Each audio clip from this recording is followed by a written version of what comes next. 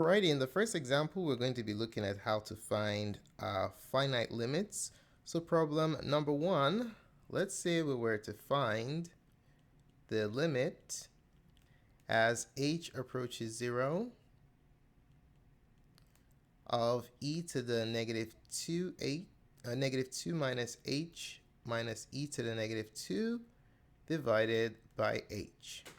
Okay, so let's go ahead and find this finite limit. We know that it's a finite limit because h is approaching a finite number. Alrighty, so for finite limits, we're going to be using Sally here to find the limit. Okay, so substitute first, and if we have an indeterminate form, we're going to use either L'Hopital's rule or algebraic manipulation on the expression, and then we'll substitute again to see if we can find the limit.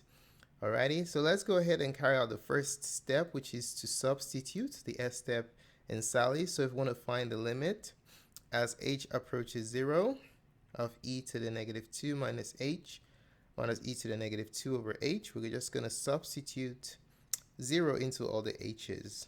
Alright, so when we substitute, we're going to have e to the negative 2 minus 0 minus e to the negative 2 over 0.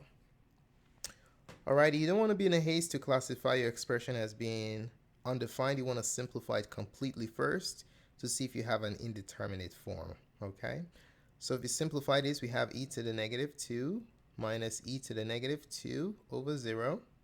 So e to the negative 2 minus e to the negative 2 is 0 over 0, and this is indeterminate. Okay, so it's very important for you to know the difference between indeterminate and undefined. All right, very, very important. Now, what is the difference between indeterminate and undefined? Well, an indeterminate form of a limit is when you have, well, one of the forms, there are other forms, but for the purposes of the AP Calc AB exam, 0 over 0. All right, so whenever you have an indeterminate form, that does not mean the limit does not exist. Okay, you just use L'Hopital's rule or algebraic manipulation to rewrite the expression you're finding the limit of, and then you substitute again. Alrighty, so remember, anytime you have indeterminate form, you can apply L'Hopital's rule. That's the fastest way to do it. That's what we're going to be doing today. But for undefined is a scenario you have when you have a non-zero number divided by 0. Okay, and if you have something like that, in a case like this, it's an undefined expression and the limit does not exist. Okay, all right, now let's go ahead and apply L'Hopital's rule since we have an indeterminate form here.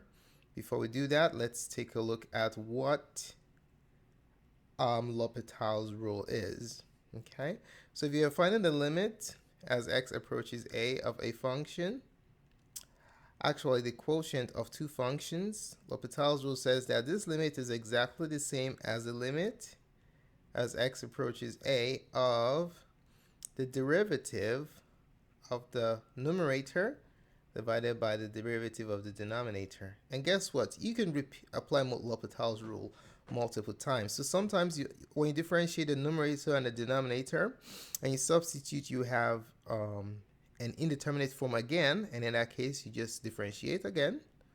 So it's the limit as x approaches a of the second derivative of the numerator function divided by the second derivative of the denominator function.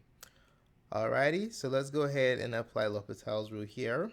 So the limit as h approaches 0 of e to the negative 2 minus h minus e to the negative 2 over h. Since it's indeterminate, this is going to be the limit as h approaches 0 of the numerator e to the negative 2 minus h minus e to the negative 2 prime divided by the denominator prime. Now what you want to keep in mind here is that we are differentiating with respect to h. Okay, so h is the independent variable here. Okay, all right, so let's do that. So that's going to give us so we're just going to differentiate each term in the numerator and the denominator. Now if you take a look at the numerator term, when we're differentiating e to the negative 2 minus h, this is a composite function, so we have to make use of the chain rule. Alright, so what we're going to do is just pull out that part of the numerator and then just work on finding out that derivative separately because it's a little bit more involved.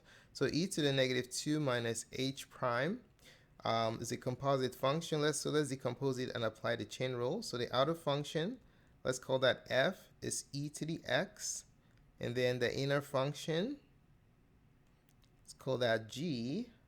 G is negative 2 minus h. Alright, so differentiate both. F prime of x, the derivative of e to the x is e to the x, and then g prime of x, the derivative is negative 1, because the derivative of negative 2 is 0, and then differentiate negative h, you get negative 1.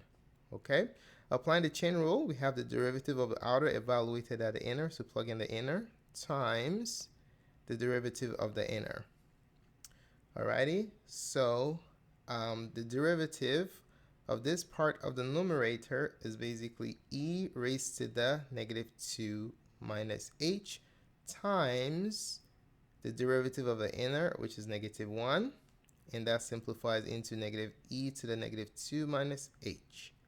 Okay, so now you applying L'Hopital's rule, this limit now becomes a limit as h approaches 0 of the derivative of the first term in the numerator is what we just did, negative e to the negative 2 minus h, and then the derivative of negative 2. Okay, be careful with that. This is a constant. Okay, so if you differentiate a constant, you get 0 because it does not change, hence the rate of change is 0. Now the derivative of the denominator h is just 1. So now we have applied L'Hopital's rule. We've differentiated the top and the bottom. Now we're going to substitute again what h is approaching, which is 0. So we have negative e raised to the negative 2 minus 0.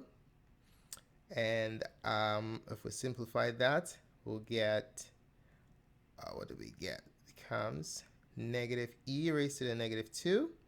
And when we apply the reciprocal property of exponents, this becomes negative 1 over e squared as the answer to question number 1. Watch this presentation, I really appreciate it. If you found the contents of this tutorial helpful in your preparation for the upcoming AP Calculus exam, do give us a like or a thumbs up. Your positive feedback is very valuable to us. If you have any questions or comments about what we covered in this tutorial or any calculus questions in general, just post it in the comment section below and we'll be more than glad to respond. Don't forget to subscribe to our channel for updates to other great AP Calc tutorials such as this. More support resources can be found at our website at mathgotserved.com. Do check it out, or take a look on the link in the description below to get more tutorials. Thanks again for watching and have a wonderful day.